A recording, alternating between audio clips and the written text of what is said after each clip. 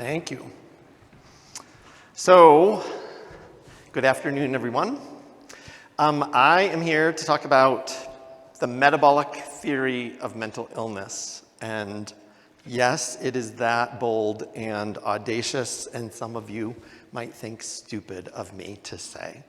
So, I actually have no disclosures, and I've gone out of my way to prevent disclosures. I've been asked to consult to commercial entities, biotech companies, startups, and others, and I'm actually declining all of them because I want to maintain as much credibility as possible and let people know that I'm not in this for the money.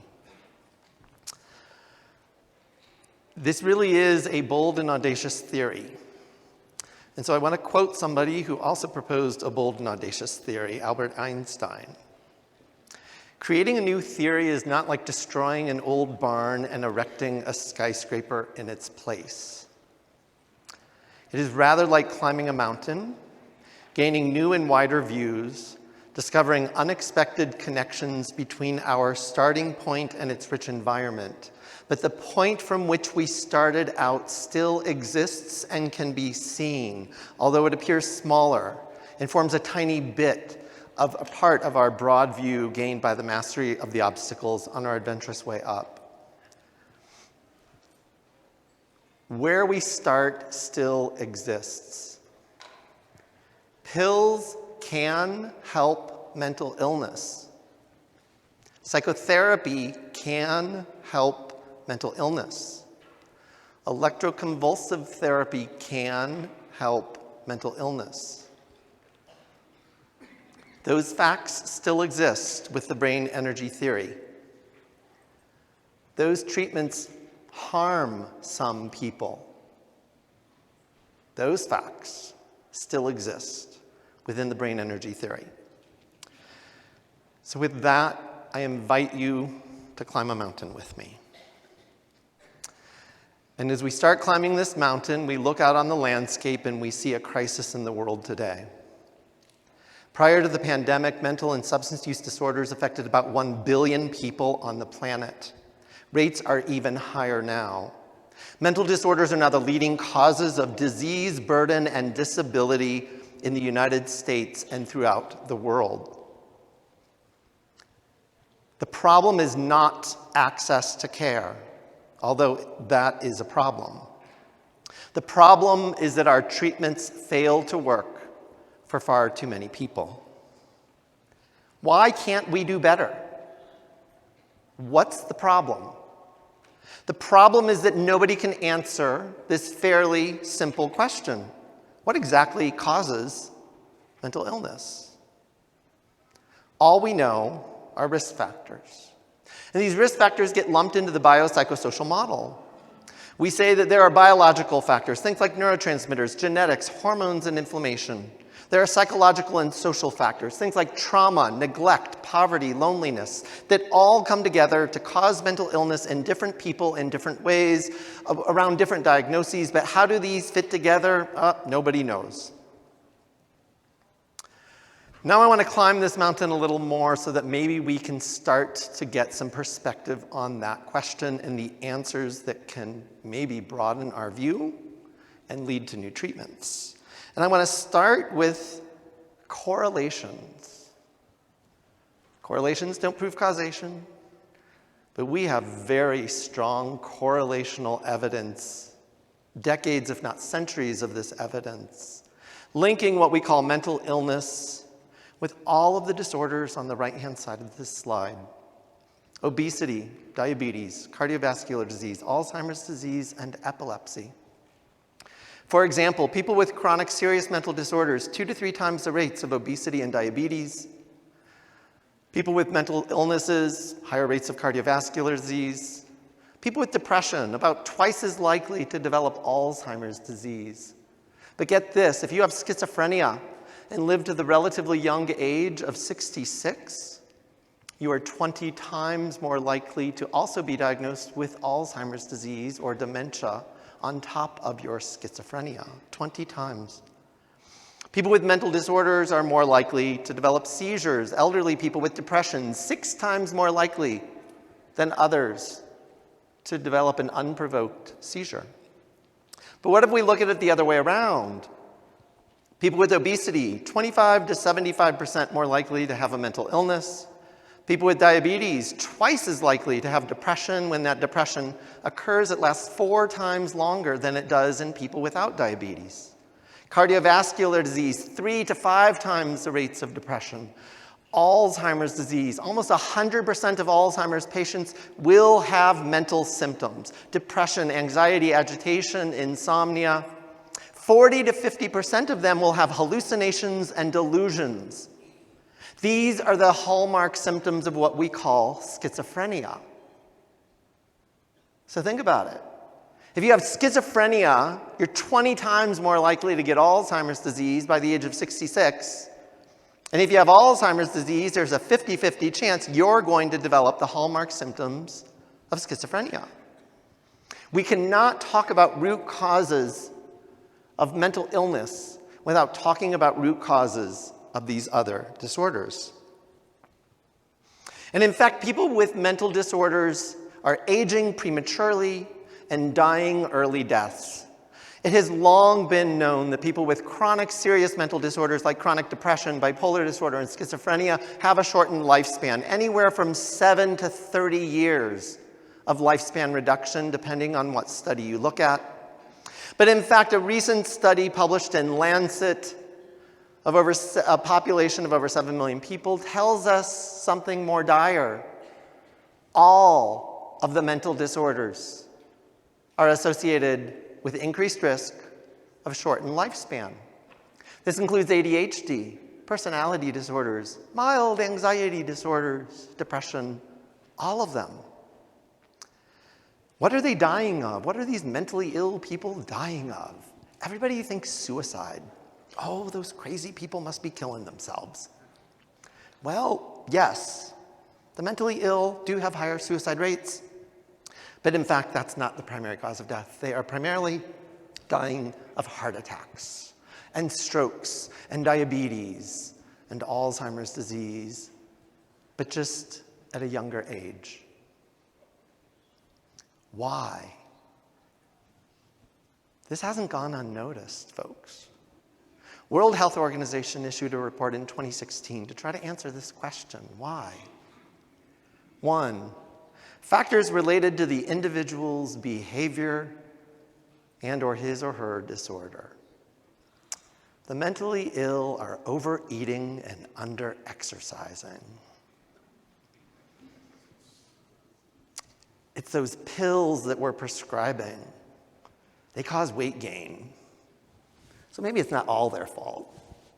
But if they tried hard, they would be able to keep the weight off. Problems at the health system level. The mentally ill don't go to their primary care docs and take their statins like good patients should. Wider societal issues. The mentally ill are more likely to be unemployed and poor. And we know that unemployed, poor people live shorter lives on average. So maybe it's just that. At the end of the day, if you really look at these and think about them, it's about blaming the victims. The mentally ill are lazy slobs. They overeat, they under-exercise, and they don't work. They're poor, and they don't go to their doctors like they should, like responsible citizens should. It's their fault. I am here to offer a better answer based on science. I am here to say that mental disorders are in fact metabolic disorders of the brain. And in fact, this is nothing new. This is not about inventing a new theory out of thin air. This is about integrating over a century of scientific evidence. Clinical, epidemiological, basic science, genetic research, neuroimaging research, all of it. When we put it all together, it becomes undeniable that mental disorders are in fact metabolic disorders of the brain. Basic research dates to the 1940s. Diagnoses include depression, anxiety, PTSD, schizophrenia, bipolar, anorexia, alcohol use disorder. What do I mean when I say metabolic problem? I have to go beyond insulin resistance. It's more than insulin resistance. It's about changes in lactate, glucose metabolism. So yes, insulin resistance is part of this, but it's not the whole story. Levels of ATP to ADP in cells, levels of reactive oxygen species, redox markers, levels of NAD to NADH, inflammation, cortisol, brain insulin, and mitochondrial function. And I will talk more about that in a bit. Now, well, a lot of people are arguing, but wait, Chris, you know, it's the pills. It's the pills. The pills are toxin. The pills are toxic. The pills are absolutely adding insult to injury. But this longitudinal study of over 5,000 children tells a different story. Followed the kids from birth to age 24. Those with the highest levels of insulin resistance, beginning at age 9, were 5 times more likely, that's 500% more likely to have a psychosis at risk mental state, and 3 times more likely to already be diagnosed with a psychotic disorder. That means bipolar disorder and schizophrenia. So the metabolic problem comes first, and then the mental problem comes next in some people, not all people. Children who gained the most weight around the time of puberty were 4 times more likely to develop clinical depression. I am here to try to integrate the mental health field and the metabolic health field. Both have something to learn from this theory. I am arguing that mental health and metabolic health are one and the same, and they are in a feedback cycle with each other. When we think about mental, we think about neurotransmitters, stress, adverse childhood events, trauma, loneliness. Those are mental things. Those are in your head. When we think about metabolic, well, that's just diet and exercise. If everybody follows the right diet, debate amongst yourselves about what the right diet is, low carb, keto, carnivore, vegan, whatever. If people follow the right diet and they exercise, they're not going to have a metabolic problem. Well, neither one's quite so simple, because we know that genetics and epigenetics can play a role, hormones can play a role, inflammation, sleep, gut microbiome can play a role. And what I'm here to argue is that adverse childhood events can cause obesity and heart attacks, and that diet and exercise can cause the brain to malfunction in ways that we end up labeling mental illness. So I'm saying metabolism, metabolic. What is metabolism? It's a lot more than burning calories, and it's more than just metabolic syndrome. It's more than insulin resistance. It's more than obesity and diabetes and cardiovascular disease. It is the process that all living organisms use to convert food into energy or building blocks that are used to maintain or grow cells, and it also includes the management of waste products. Metabolism is fundamental to the definition of life. It is extraordinarily complicated, as illustrated by this actually fairly simplistic metabolic diagram.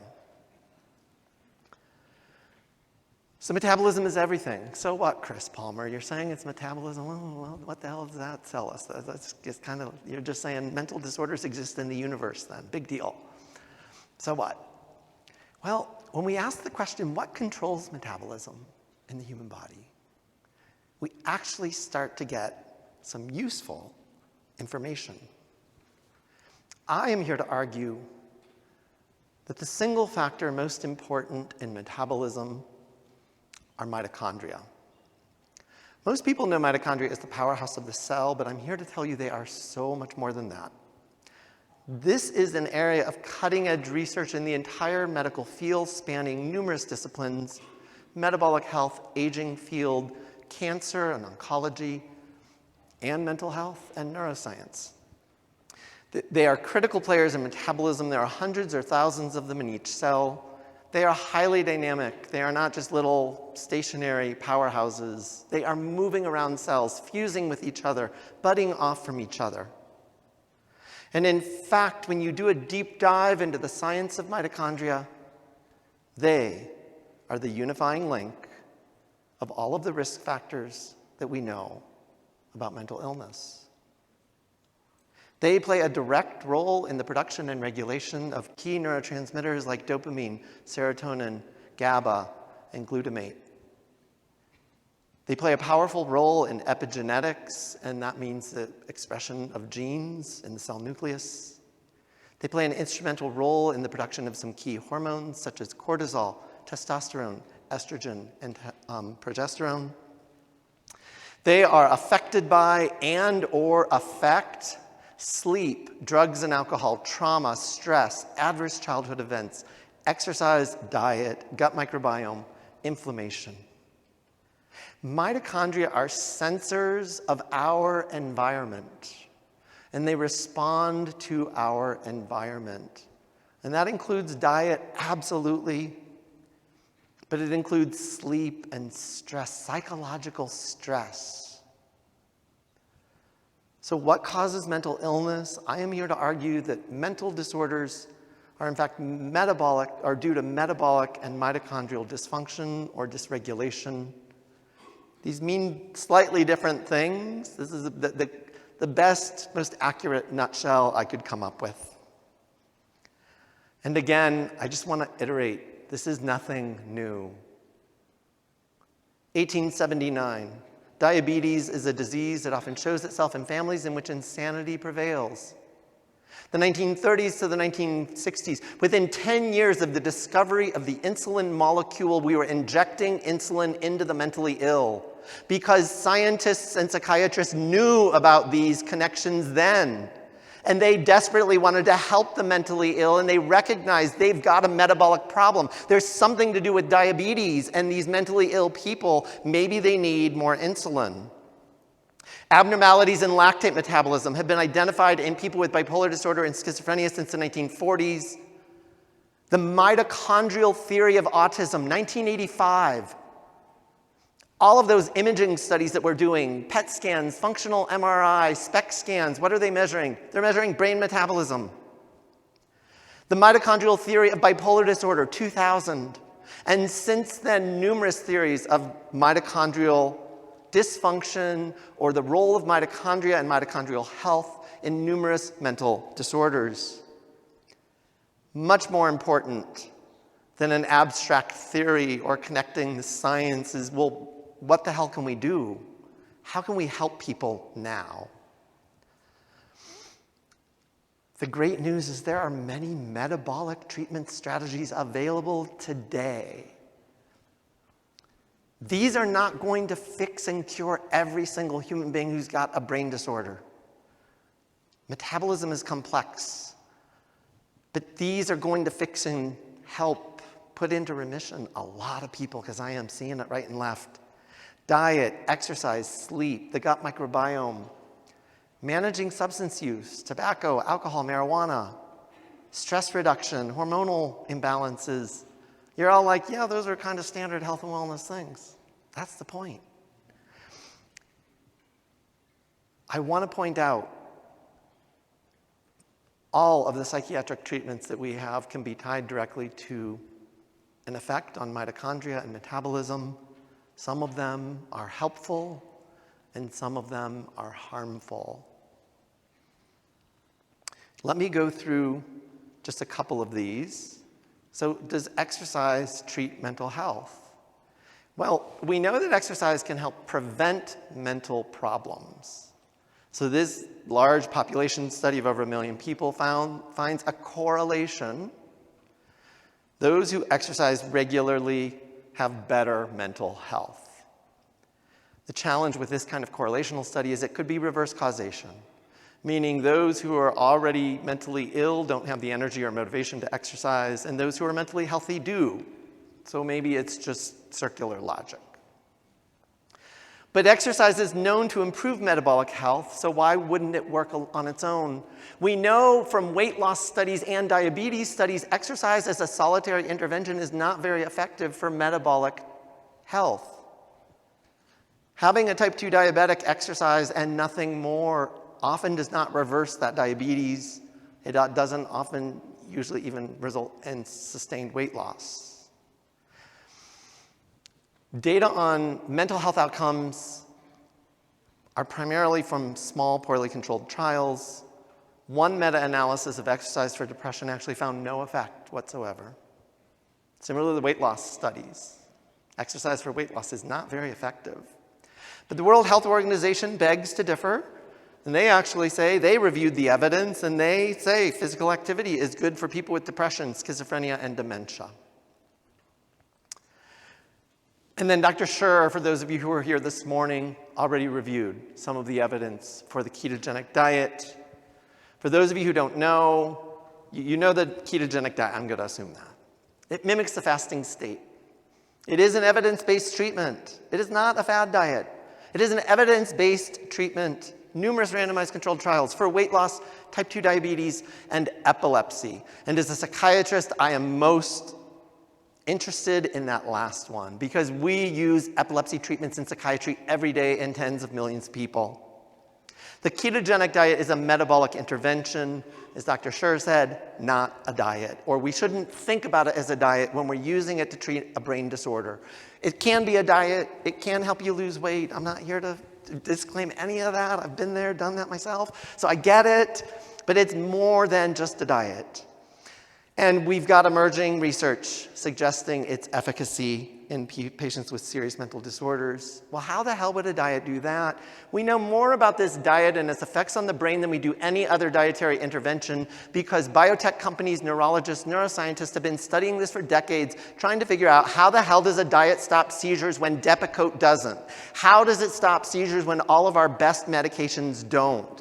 They're looking for new targets. So we actually know a tremendous amount, and guess what? All of this is highly relevant to the mental health field. I'm going to call your attention right in the middle of that slide. This diet stimulates two things relevant to mitochondria. It stimulates mitochondrial repair, or something called mitophagy, and it stimulates the production of more mitochondria, something called mitochondrial biogenesis. And I am arguing that it is those effects, more than the improvement in insulin signaling, more than the changes in neurotransmitters and calcium regulation and gut microbiome changes and everything else. I am arguing that the changes in mitochondrial function and health and density are the primary mechanism of action in healing people with brain disorders. But does it work? Well, we have a growing body of literature. Yes, it's in its infancy still, but it is growing. You've already heard, for those of you who heard Dr. Scher, you've heard about the 31 inpatients who got admitted to the French hospital. Treatment-resistant bipolar disorder, depression, and schizophrenia, 64% were discharged on less medicine, 100% had improvement in symptoms, and 43% achieved remission. That doesn't happen with the best treatments that we have to offer. And in fact, these first two case reports that I list are patients who had schizophrenia for 20 years and 53 years. And they both achieved long-lasting remission of illness off antipsychotic medications using a ketogenic diet. So where do we go from here? There are numerous researchers advancing this field. This is not Chris Palmer's theory. Again, I'm collecting decades of neuroscience, metabolic research. Numerous researchers are still pursuing this. Due to generous philanthropy from the Bazuki family, we now have the Bazuki Brain Research Fund and the Metabolic Psychiatry Group. Dozens of neurologists, basic scientists, psychiatrists, mitochondrial and metabolism experts are collaborating. We have at least 5 controlled trials of the ketogenic diet for serious mental illness underway. We have other trials of the ketogenic diet for depression, post-traumatic stress disorder, alcohol use disorder, Alzheimer's disease, and others. But where do we really go from here? Do you hear about this today and leave here, and that's the end of it?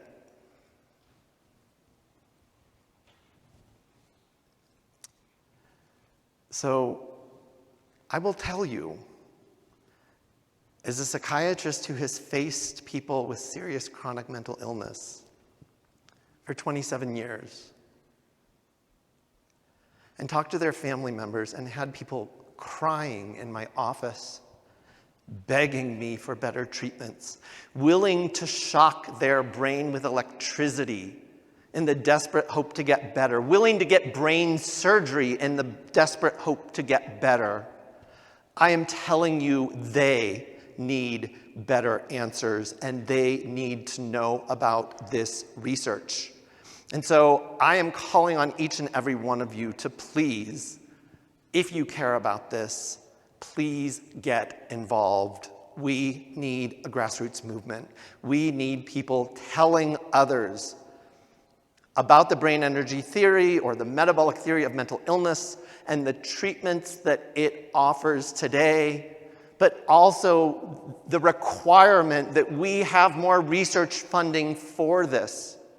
Right now, mental health research gets 4% of the global research dollars. 4%. Even though it is the leading cause of disease burden and disability on this planet. These people are blamed and stigmatized and shamed and just told, accept a second-class life. You don't deserve any better. You're just nothing. You're no one. And on behalf of all of those people, I am asking you to please help. You can go to brainenergy.com. You can sign up for our newsletter. You can email us and let us know if you want to help in any other way. Thank you.